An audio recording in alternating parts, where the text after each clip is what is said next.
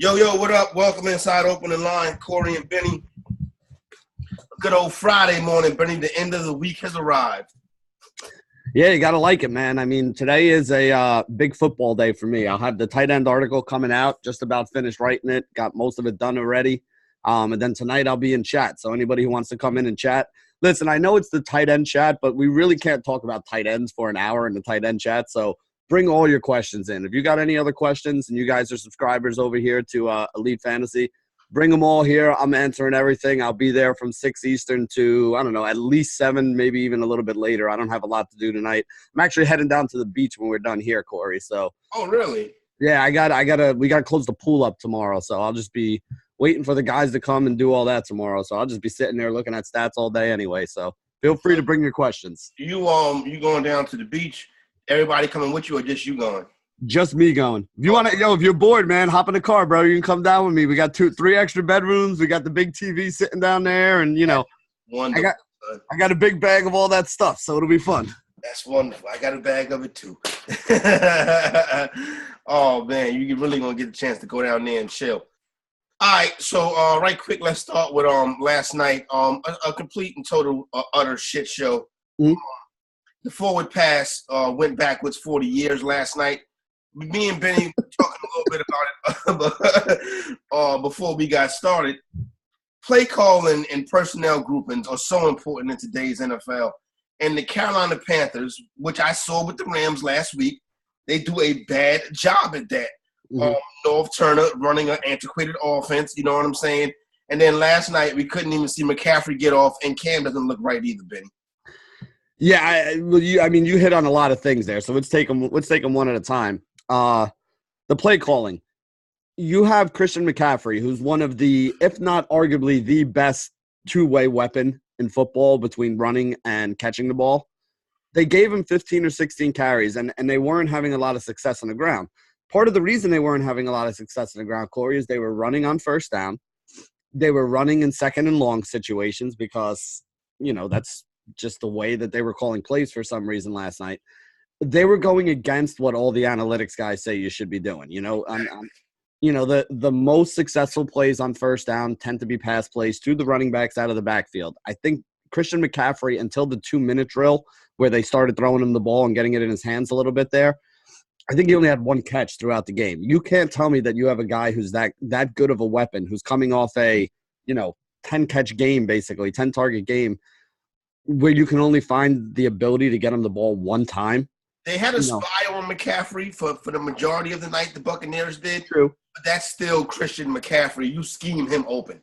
Every team puts a spy on Christian McCaffrey. That's like part of your game plan against them, and it hasn't stopped him before. So, I don't know. I guess last night they just figured we'd go away from it.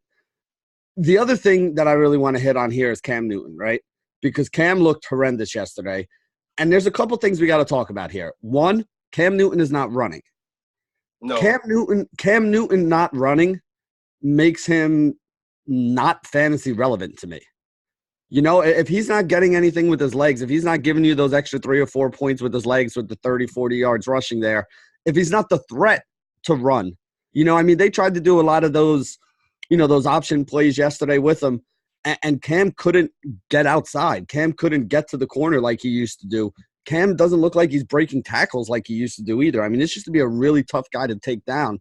Where if you needed a yard or two, it was almost a lock. Like Cam just had to fall forward and he was going to get it for you with his, his big frame.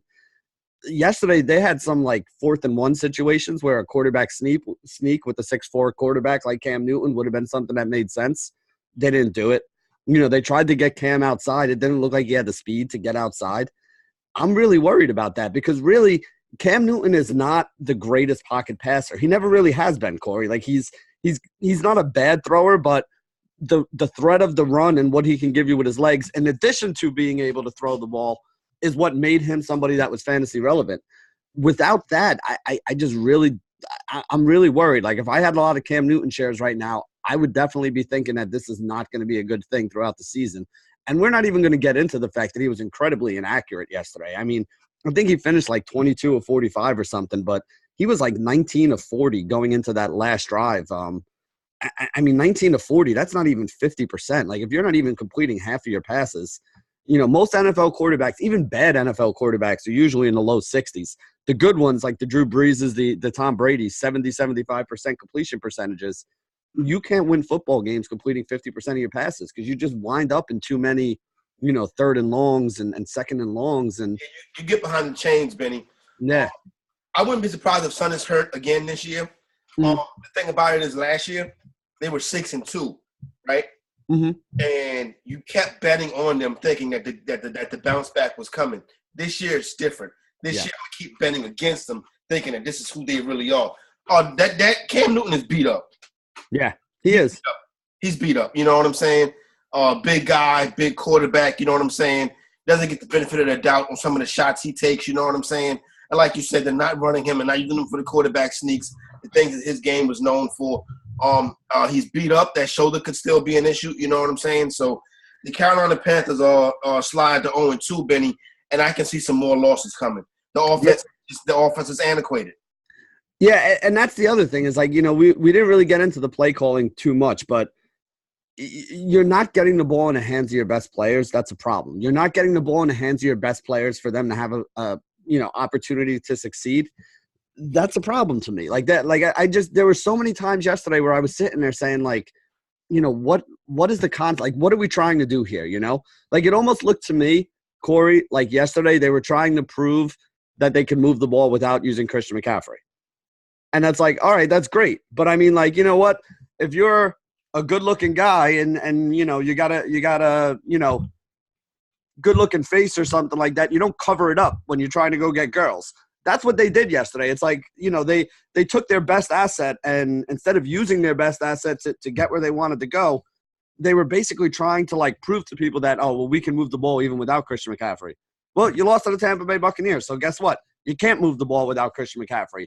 And either way, using Christian McCaffrey opens things up for everybody else. You can't run your offense through Greg Olsen. No. And that's what they tried to do last night. You can't run an offense through Greg Olsen. That's what they're going to try to do a lot this year because that's the kind of coach that Norv Turner is, but hopefully they get it together. When you look at the other side of the football, Brian Leftwich started off slow last night as a play caller, then he turned it around, particularly when you saw that the play was incomplete, right? But when they got 1st and 10 on their own goal line, they came out and threw the ball down the field. In that situation, the analytics tell you that's what you should do. Now, I thought the dude made the catch, and that play should have been reviewed. You know what I'm saying? But they said that the wide receiver was out of bounds. But Tampa Bay ended up went on and having some good drives after that. Jameis wasn't terrible. He didn't throw an interception last night. The running game was able to do work at times. For the most part, I'm impressed by the Buccaneers in that victory last night.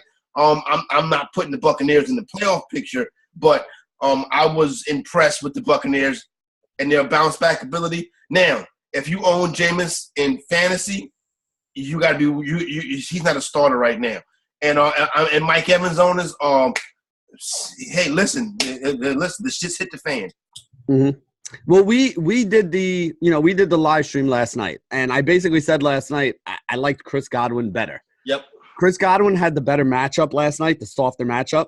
Chris Godwin saw more targets in week 1. Listen, I mean, all season long we were saying, hey, Chris Godwin, second-round pick, he's going to have to go off. He's going to have to put up, big-time numbers in this offense in order to justify that. The way they used him yesterday, I think there is a chance that he's going to justify it. But here's what I want to say, Corey, and this was my problem preseason. I was always a big Mike Evans guy, so I figured Mike Evans was going to get his. A lot of people were high on O.J. Howard this year as well. There was you knew somebody in this offense was going to fail because there was no way that they were going to support the volume that would be needed for Mike Evans, Chris Godwin, and O.J. Howard all to live up to basically top 5-round picks is what all 3 of those guys were. There's just not enough balls to go around in this offense for all of those guys to become, elite fantasy options this year. I honestly think I have Chris Godwin right now as the number 1 wide receiver on the Tampa Bay Buccaneers. It's looking interesting. I'm not going to write Mike Evans off yet, Benny, but it's looking interesting. Yeah, I'm the same way. I'm not saying you go trade Mike Evans or you drop Mike Evans or anything like that.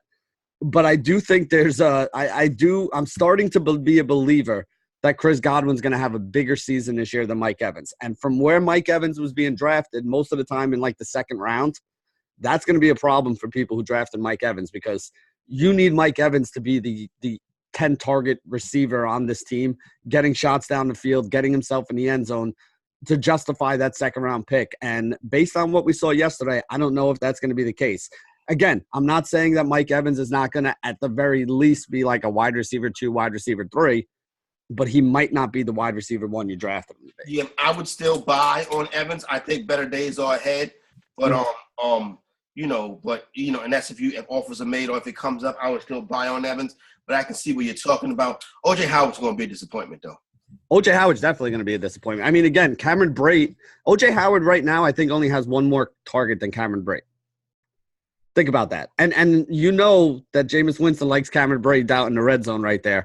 So I honestly think Cameron Brate even has, more upside than that. People were drafting O.J. Howard and Evan Ingram around the same time in drafts, and that was an argument that people were having. And put Hunter Henry in that mix too. Yeah, and Hunter Henry in that mix too. Well, the Hunter Henry thing, listen, Hunter Henry's hurt, right? So, I mean, I'm not going to say that you made a stupid play by taking Hunter Henry because – injuries are injuries, right? Like that's not something you can do. Ingram is the class right now, and probably going forward, Ingram is the class of that second tier. Easily. So I would go so far, Corey, as to say Ingram, I actually did this week in the tight ends. Ingram is in the discussion with the top 3 from last year, whereas everybody else is in the – I moved Ingram up to the top tier when I'm talking about top tier tight ends. O.J. Howard is with, a dozen other guys in that middle tier right there. All right, let's get ready and break down some of this week as we go check through, see if there's been any movement. And Benny, just give you a couple of your thoughts on some DFS plays this week. Ravens and the Cardinals, the total is 46.5. Baltimore is laying 13 at home. The Lamar Jackson train rolls again. Yeah, I mean, Lamar Jackson, I think, is going to be very popular in DFS. I think he's got the highest potential ceiling on the week here. Listen, the Cardinals last week basically did what we thought they were going to do, right? I mean, they went 4 wide. They threw the ball quite a bit. They ran a lot of plays. They had the fastest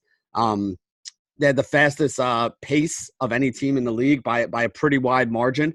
And now you're putting them up against an actual explosive offense. Last week they were playing Detroit, who really is not that explosive of an offense. Now you're putting them up in a situation where we could see the Ravens. I'm not going to say they're going to do better because I don't know how much better they can do than what they did last week against Miami. But this is another spot where you would expect them to put up that kind of a game where they could put up, 30, 40 points pretty easily. And I don't think anybody would bat an eye about it. So I like that a lot. The Ravens team total this week is 30. I would hammer that. And FanDuel has it at -110. Yeah, I already hopped in earlier in the week when it was 28. I think it was 28.5. So yeah, I like the fact that it's moving up. I mean, it's always nice when you get the closing line value on it, and that seems to be the direction we're going in here.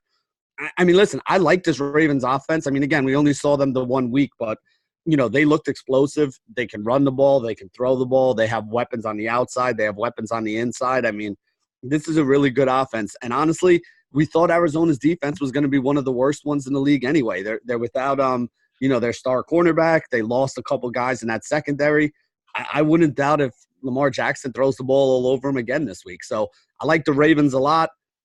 Hollywood Brown is going to be highly owned this week. Mark Andrews will probably have a lot of ownership because he's still really, really cheap. Are they still good plays? Yes. Are they as good of plays as they were last week? Probably not because you're not getting them at low ownership like we did last week. This week they're going to be chalk. But, I am definitely going to have some exposure to this game for DFS. New York Giants and Buffalo Bills. The Bills laying 1.5 here against the G-Men at the Meadowlands. The total is 43.5. I think we know who the guys are on both teams. I'm not a John Brown supporter, but I can see the love for John Brown this week. Yeah, Josh Allen is the guy that a lot of people are talking about too because of the way Dak Prescott kind of carved his defense up last week. Now, Buffalo doesn't have the weapons that Dallas has, so just kind of temper your expectations there. But honestly, the Giants' defense looked pretty damn bad last week. So a guy like John Brown, I think, is in play. Cole Beasley is really cheap. Josh Allen is pretty cheap. Those are 3 guys that I think are going to be pretty well owned. And then on the other side, it's kind of interesting for the Giants too, Corey. Sterling Shepard is in concussion protocol right now. Cody Latimer missed practice yesterday. They don't have Golden Tate at the moment.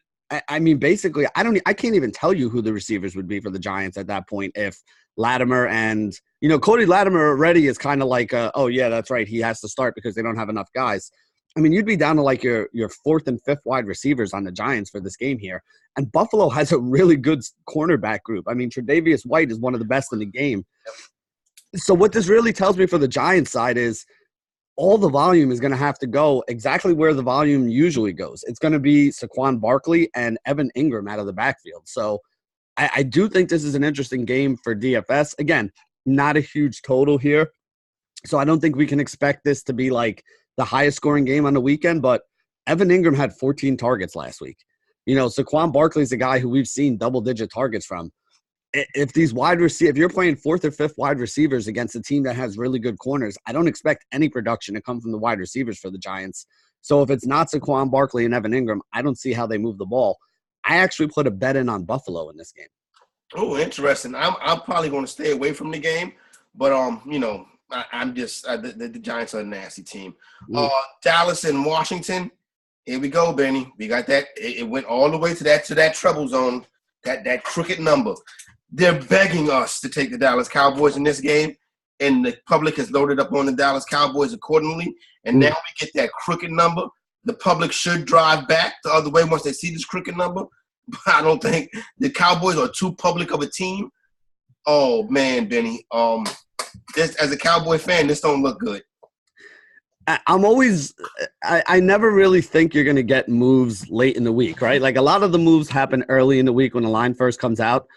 Because by the end of the week, it's a market, right? And it's pretty efficient. By the end of the week, there's enough money kind of on both sides of it where we don't usually see any big swings, unless it's something like what happened with the Jets this week where, okay, all of a sudden the starting quarterback's out and maybe the running back's not going to play. Yeah, other than something like that happening midweek, I don't think we're going to see the line move much more. Listen, I was very impressed with Dallas. I mean, we talked about it the last couple of days. I thought that their play calling was amazing. I like the fact that, even just with Gallup taking a step forward and adding in Randall Cobb, I think you have more talent there now than you have in the past. Again, they didn't even really need to use Zeke last week, and they still put up some big numbers. So I'm very impressed with Dallas. I'm not betting on this game, though. Yeah, I don't blame you. I'm kind of staying away from it, but I do like it for DFS. I mean, listen, the Washington team, Eagles are a very good team, and that's a good defense too, and they put up some points against them last week. Now, again, it was a tale of two halves. They looked great in the first half. They looked horrendous in the second half of that game. But I think Washington is at least good enough to not get blown out. So there probably will wind up being a little bit of fantasy production here.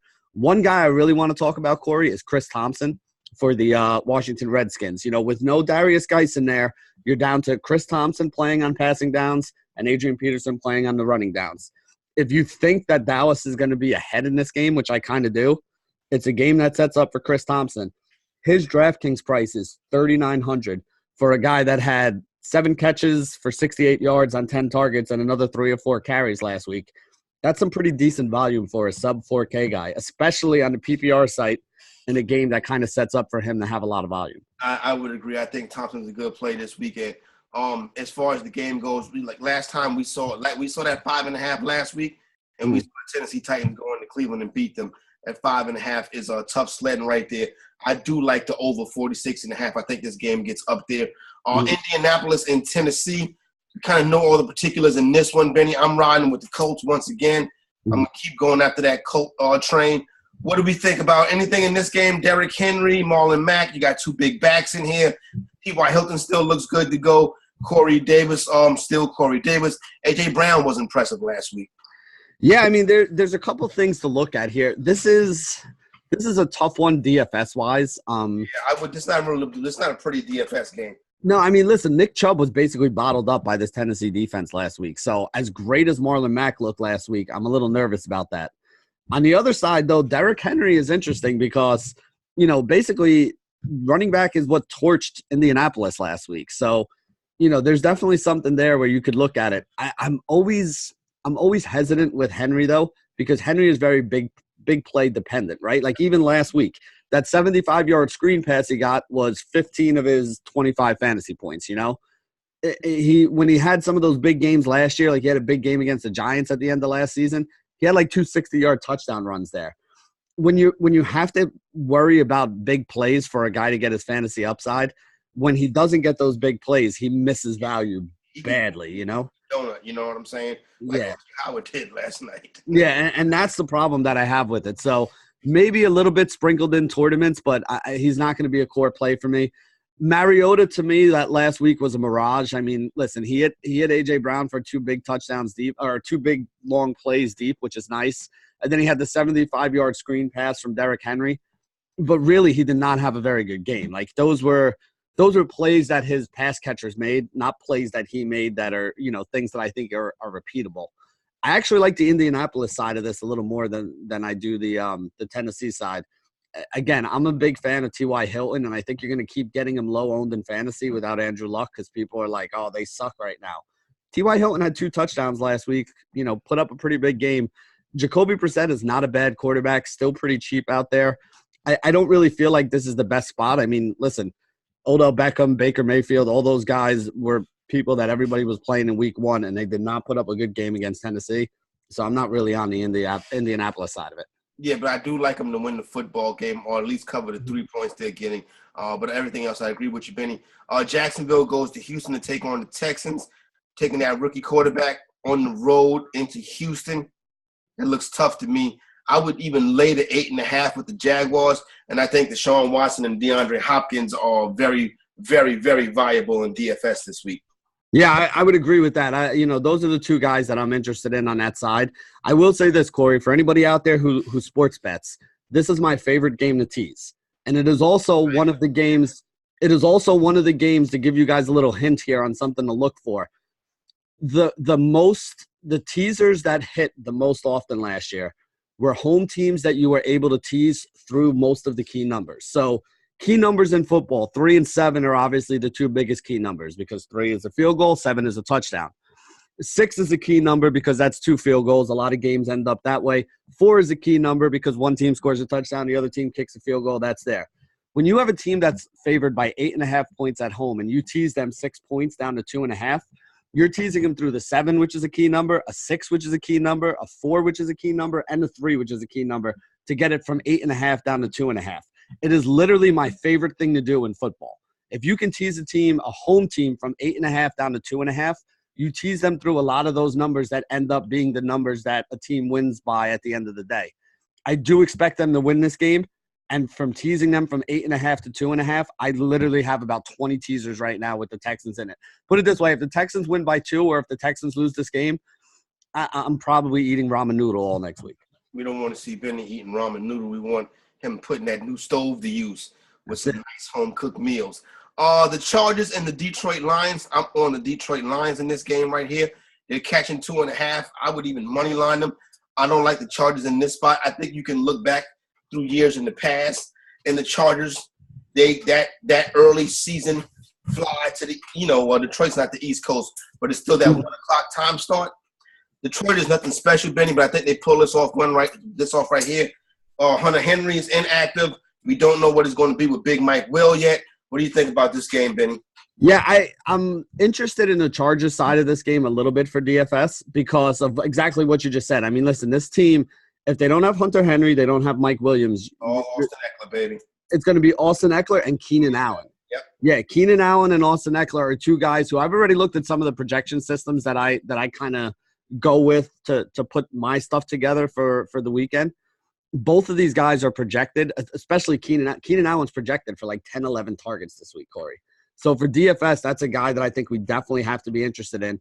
This is the kind of thing we like for DFS is when you know where the concentration is going to be, like with the Giants, Saquon Barkley, Evan Ingram. Here on the Chargers, I think is going to be a lot of Austin Eckler, and I think it's going to be a lot of Keenan Allen, especially if Mike Williams doesn't play, because now you're down to I think they picked up Dontrell Inman off of waivers. He may wind up being out there on the field. It's not going to be the strongest team that the Chargers have out there. So I don't think it's crazy for you to look at Detroit and say, hey, Detroit could be the side that wins this game. I'm probably not betting on this, but I definitely want to have some Chargers exposure because I think those guys are going to get large volume.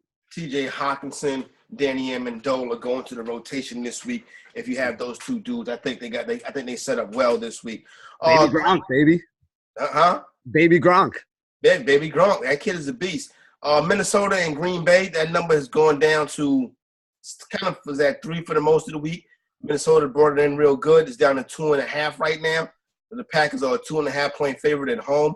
I like the Vikings in this game. I would money line the Vikings. As far as DFS and fantasy goes, what are we going to do, Benny, with the Vikings? With the Packers running backs, and what are we going to do with the Vikings wide receivers? I'm not going to do anything with the Packers running backs.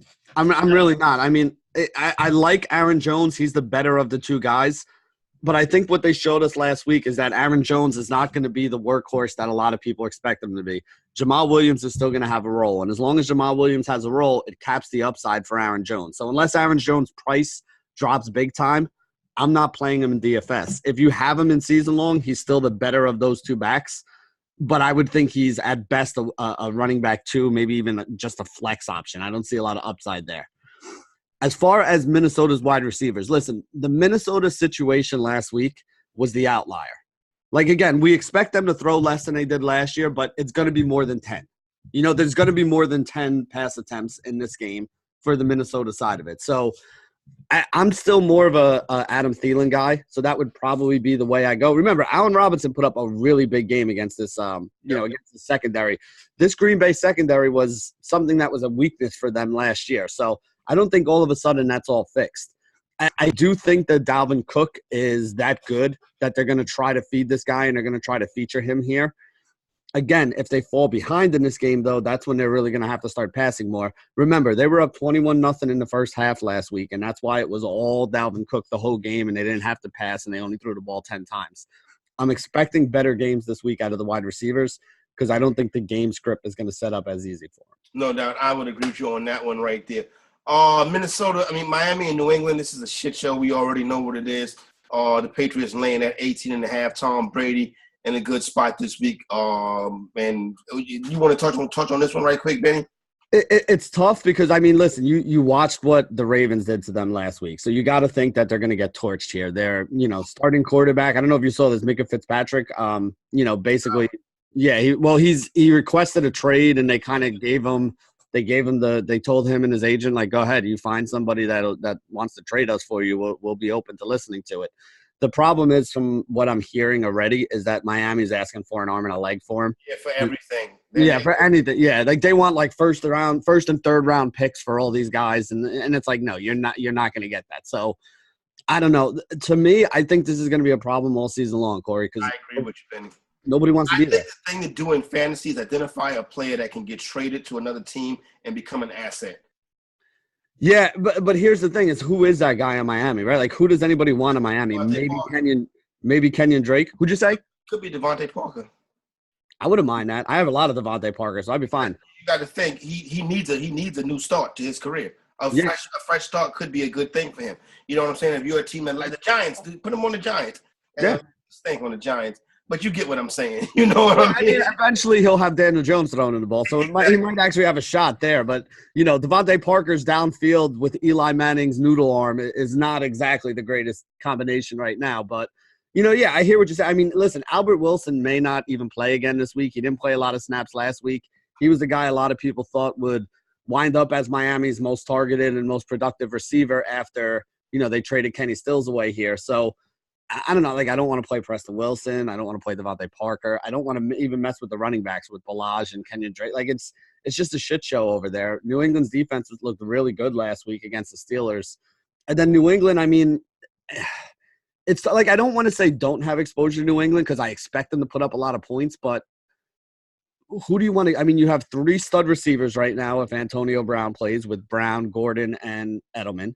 You got 3 or 4 running backs that are all going to see a little bit of time out there. Like, it's just so tough to know where it's going. You said it. The guy who makes the most sense to me to play here is Tom Brady because at least he's going to be involved in all those passing touchdowns that go on. So there you go. You buy the cake and not the icing.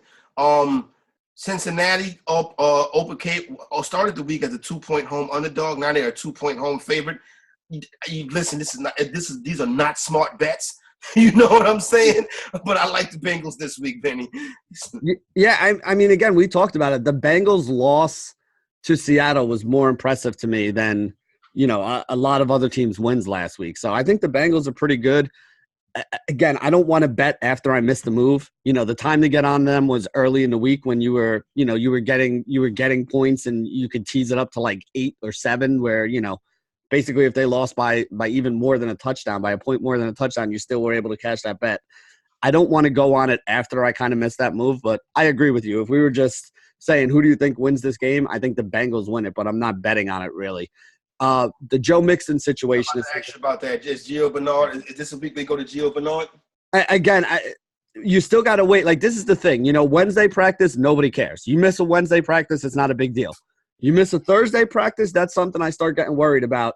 You got to see what people say today. If Joe Mixon misses practice today, because they said he may not even practice, but he may still play, I have a feeling this is going to be one of those game time decision things. But, Corey, I'm honestly, if Joe Mixon doesn't play, you need a lot of Gio Bernard exposure this week. Benny, I'm glad you mentioned that, Benny. Good. I hate to do this because I hate to make the shit about me. You know what I'm saying? Mm-hmm. But I need to know.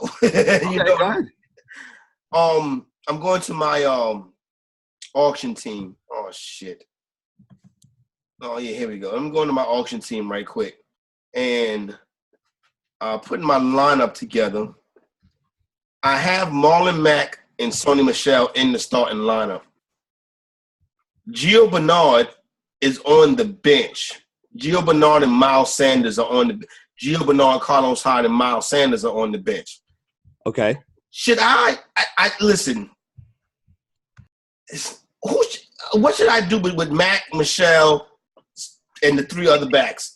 Sanders, Bernard, and Hyde.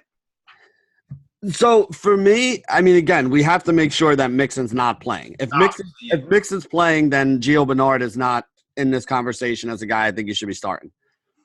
But I don't have my notes up. That's what I was kind of looking at when you were going here. But the numbers that Gio Bernard put up last year when Mixon was out for a couple of those games, he saw almost every snap. He got passing down work. He got the rushing down work. He put up big numbers for fantasy.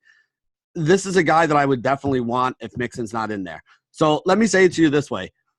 I don't think it's the greatest spot for Marlon Mack. Mm-hmm. Sony Michel, I think it's a very good spot, but I also think that he's going to be one of 3 or 4 running backs that has a piece of the action in that game right there. Gio Bernard may wind up being your number 1 running back if there's no Joe Mixon there. I hate to say this because he'll go score 2 touchdowns and make me look bad, but volume-wise, which is the only thing that I can ever really count on, I think you would probably want Mack and Gio Bernard in a Mixon-less game over Sony Michel. Interesting. I got to figure it out. It's going to be tough down the stretch, especially like you said, if Joe Mixon is out. I got Marquise Brown in the flex. Okay.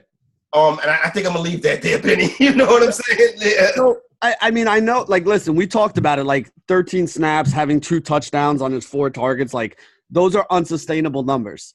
Those big plays, though. But if they're going to be sustainable, the week that you would want – put it this way. I don't envision myself having a lot of Matt Stafford shares for the rest of the season. But I had Matt Stafford against the Arizona Cardinals last week, and he put up over 300 yards and a really nice fantasy total for me. Teams going up against the Arizona Cardinals at the pace the Arizona Cardinals are playing at with a defense as weak as the Arizona Cardinals have right now. You go to doors often. Yeah, and especially because their cornerbacks suck at the moment. Patrick Peterson is out, so they don't really have anybody. Tyrann Mathieu, the Honey Badger, is no longer on this team. Their vaunted secondary that everybody used to be scared of is a bunch of young guys and rookies right now and guys that aren't all that good. This is a team that you should be able to pick on through the air, that you should be able to get some deep shots on, that you should have a lot of opportunities because of the pace that they're going to play at. I 100% do not think Hollywood Brown is going to be putting up the numbers he put up last weekend every week of the season. But if you had to pick out a game for the rest of the season, Corey, that it might happen again, this would probably be that game. You know what I'm saying? No doubt, and I got to ride with it. Seattle and Pittsburgh, Seattle's catching that 4. I still don't have a solid feeling on this game. I've been saying it all week. Pittsburgh might just stink this year. I wouldn't be surprised if that was the case. Seattle is tough. Like, they don't really get blown out, Benny. It still may be a no bet. If I had to put it, I would lay the 4. I would catch the 4 with the Seahawks coming across the country. Yeah, I mean, I said this the other day. It's like I know Pittsburgh's not as bad as they showed against New England, but I don't know how good they are. I really don't. And Seattle plays ugly games, so I would be on Seattle because Seattle is catching four. You said right? They're not giving. Yeah, I would be on Seattle. Seattle plays a lot of low scoring games that come down to the last two or three drives where you make a play, I make a play, and we win by three or you win by three. So I would like to take the 4 points and be on the Seattle side if I had to. Interesting thing to watch though, Corey. Tyler Lockett, who's the guy that everybody thought was going to be like the key to this offense on the passing game. He only had 2 passes thrown his way last week. Now he did catch the one for a long touchdown, so it gave him at least a decent floor. At home under 5 ball rate every single week. Yeah, but that's the thing. I mean, that's not something that's always sustainable either. And apparently he missed practice yesterday, so he's a little bit banged up and may not play this week.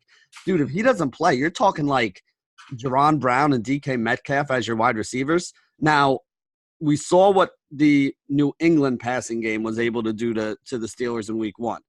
I'm not saying Seattle's passing game will be able to because they're not a team that really likes to pass. They like to run the ball as much as they possibly can, but DK Metcalf and Jaron Brown are basically min price. If Tyler Lockett doesn't play, somebody's got to catch passes there. Now, I know you're not a big DK Metcalf fan, but he had a decent game last week. Yeah, he did come out week 1 with a decent game, making me look crazy. So but, Chris Carson is interesting too, though, Benny. He can catch some balls too. Yeah, I mean, Chris Carson to me is the key to this offense. As long as they're going to keep feeding this guy and giving him volume, I think he's interesting. I think it'll be interesting again this week. But with the cheap prices of guys like Jaron Brown and DK Metcalf, at the very least, they would be guys that I'd kind of consider for flyers and tournaments. I also think Juju is going to have a bounce back game here this week too. So I think Juju is somebody that's back on my radar. Yeah, I wanted to ask you this. So Dante Moncrief saw 10 targets last week, right? But he looked like crap. I think he had like 3 catches for like 15 yards. Yeah. I really feel like they should be playing James Washington. The reason why I was on Moncrief is because he's basically been the guy who's been on the field. Do you think that changed? Like, what do we do with that situation? Because to me, Washington's clearly the more talented guy right now. I think we let it get worse than we jump on it. So right now it's in buy low stage for James Washington. He pops up on the waiver wire, and then I would scoop him up. And it's and I think that week is coming once they realize that Dante Moncrief is just the guy. But you agree with that though, right? Like at some point it should be Washington over Moncrief at some point. No doubt. Okay, I just wanted to make sure because that's the way I'm kind of looking at it. I'm like, am I crazy here or Chiefs and Raiders. Chiefs laying 7.5 on the road. A lot of big road favorites this week. You know the vibes when it comes to the Kansas City Chiefs. You know what I'm saying? It's going to be points. Everybody can get involved. Miko Hardman, Sammy, the whole crew. Just roll them all out there, and best wishes. The Raiders side is kind of simple too. It's Josh Jacobs, Tyrell Williams, and Darren Waller. Yeah, listen, for DFS, the projection system the projection systems I look at all have this game really highly owned from both sides. Like Josh Jacobs is 4,700, going to be chalky running back this week. Tyrell Williams, 4,400 is going to be chalky. Darren Waller is a guy you're going to see in my tight end write-up. I wrote him up today. I mean, listen, the guy saw targets, played 100% of snaps last week, still 3,300 on DraftKings. So obviously that's somebody that we're going to be interested in. Derek Carr, I think, is going to be interesting. I mean, listen, Gardner Minshew was a rookie who's never played a game in the NFL. Put up a pretty big game after coming in for Nick Foles last week against this KC team. I actually think Josh Jacobs is the one that I'm the most concerned with. I know he had a very good first game. I know he sees a lot of snaps and all that, and that's great. Season long, yeah, I'd probably still roll him out there. In DFS, though, I think he's going to be like 40% owned today. Yeah. And the way you attack Kansas City is usually through the air, not because that's the way you want to attack them, but just because Kansas City is going to put up their points. And if you're down 2 touchdowns, you're not going to be running the ball all that much in the second half, which is what tends to happen to teams that play against Kansas City. So I like the passing game side of it more than I like the running game side of it. If Josh Jacobs is going to be 40% owned, I think he's a fade. And then, like you said, I mean, Kansas City, you can make a case for anybody on Kansas City at any time. Pat Mahomes is projected as the highest owned quarterback this week. Sammy Watkins is now the number 1. He's a stud. Miko Hartman is somebody that is still kind of cheap. I mean, he's not dirt cheap, so I don't know how much exposure I'll have to him, but, he's got that home run ability. Travis Kelce is still somebody who's going to put up numbers. Damian Williams last week put up numbers. I mean, any piece of this offense you have, you're never going to get an argument from me. Chicago and Denver, the Bears laying. This opened up as a pick 'em. Now the Bears are a 2.5-point favorite on the road. And all of a sudden, I like the Denver Broncos in this game. I don't really like either side of this, to be perfectly honest with you. Yeah, I just think this game is going to be ugly. Denver did not look good in that game against Oakland to start the season. The Chicago Bears offense did not look good. I don't know. There's not a lot in this game that's really exciting me for DFS. There's nothing I really feel like betting on.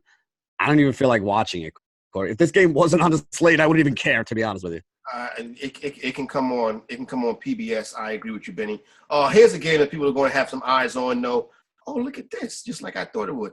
I'll get to that in a second. New Orleans and the Rams, rematch of last year's controversial NFC Championship game. The Rams laying 2.5 at home. I'm on the Saints on this one. I will moneyline the Saints. I think the Saints are a tougher team than the Rams. I think the Rams' victory last week was over a wounded Carolina Panther team that we saw lose to Tampa last night. Listen, I can keep being wrong betting against the Rams, but I'm willing to keep doing it, Benny. Yeah, so I think Carolina playing like crap last night really didn't flatter the Rams' victory over them. No doubt.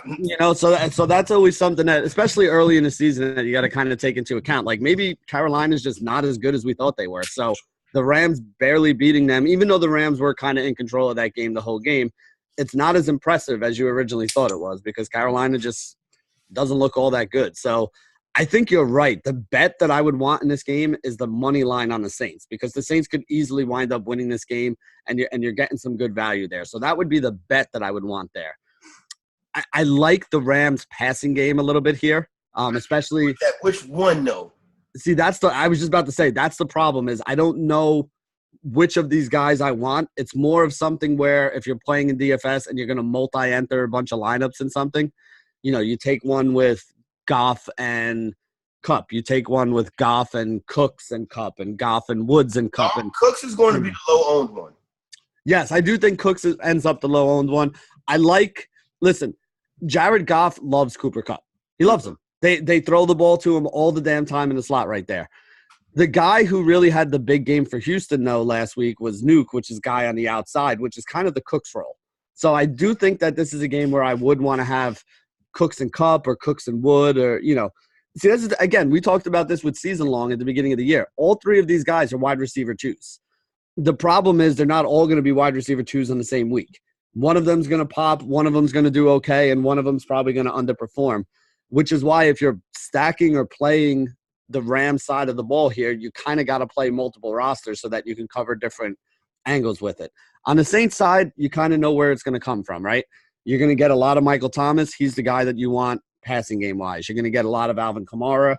He's the kind of guy that you want there. I think Kamara is going to be pretty highly owned on the main slates on Sunday because a lot of the running backs you would have to pay up for on Sunday, he's kind of the one that stands out. It's like him, Barkley, and Zeke. Zeke, I'm still a little worried about the volume. Barkley, I'm worried about the fact that his team sucks and the offense sucks. I think Alvin Kamara is the one that projects at least to have the highest ownership there. So just keep that in mind. I mean, again, I'm not saying I don't like Kamara. I just don't know if I like expensive Kamara chalk. You know what I mean? No doubt. Philadelphia and Atlanta opened up as a pick'em. We now have a solid Philadelphia Eagle team as a 2-point favorite. This is the Atlanta Falcons for me, Benny. I don't think I'm going to be betting on this game. Benny, this is the last time. If it doesn't happen this week, that's it, Benny. That's the Falcons. That's the Falcons will be dead to you. They'll be dead. They'll be dead. I don't know if I want to bet on this game, but listen, the Eagles in the second half against Washington last week took care of business. They looked like crap in the first half. The second half, they looked like the Super Bowl contending team that people thought they were. Adding Deshaun Jackson to this team gives them a over-the-top field stretcher that they haven't had, at least not to the level that Deshaun Jackson can do it. So it makes this offense more dynamic. I think Miles Sanders plays a little bit better here. I think there's a lot of guys on Philly, but for fantasy purposes, the fact that there's a lot of guys on Philly doesn't really give me a lot of faith in any of them, other than it's kind of like the New England Patriots. I think Carson Wentz is the guy I want the most exposure to if I had some, because at least you know that Carson Wentz is going to be involved in whatever happens with all these wide receivers and stuff like that. On the Atlanta side of things, I do think after rewatching that game, I think the Atlanta wide receivers and your boy Matt Ryan are in good spots this week. Matt Ryan, Julio, Calvin Ridley. I like Calvin Ridley. Look at. I like them both. I honestly think the entire passing game for Atlanta is where I want to be. I was very disappointed in Devonta Freeman last week, and I was also disappointed in the usage, Corey. They were mixing in, the Edos and the Brian Hills, and I'm like, dude, I thought this was going to be Devonta Freeman having a big share of all this backfield stuff. And maybe it was just because they were down 21-0 at halftime. I don't know. That's why I don't want to overreact. I think that could be it, too. I think every time they get a chance to put Freeman on ice, they're going to. Yeah, and that's a problem for me, though, because if this, any time you play, again, for season long, it sucks because, he's somebody – yeah, he's somebody that I had as like a third or fourth running back that I was figuring, all right, he's going to be my flex guy a lot this year. And now I'm a little worried about it because the whole thing was I figured he would get the volume. In DFS, then even, he can't be a cash game play now. You just got to use him in GPPs and hope that the game stays close because if the game gets out of control like it did last week, like if Josh Jacobs gets in a game that gets out of control, he's probably still going to see targets. Leonard Fournette, even if they're down 2 touchdowns, is still going to be in there seeing carries and seeing targets. Devonta Freeman, like you said, if they're going to put him on ice anytime they get up big or down big, it makes it tough to use him because any one of those games you could just get the rug pulled out from under you and get no touches in the fourth quarter. So very game script defended dealing with Devonta Freeman the entire season. And we'll talk about Monday Night Football on Monday night, so we can still get out of here at a pretty decent time. For tonight, I would take the Wake Forest Demon Deacons and the Houston Owls, and I would put them in a 7-point teaser. You can get that at -130, and that's how I think that one goes tonight. Anything you got for tonight, Benny? No, not really. I'm going to probably be looking over some MMA stuff because we got MMA tomorrow. And, after I get off of the chat session, the NFL chat session, I'll look at MMA because Saturday night I'm going to be doing lineups for NFL for Sunday. So I don't want to have to spend Saturday night looking at MMA while it's going on.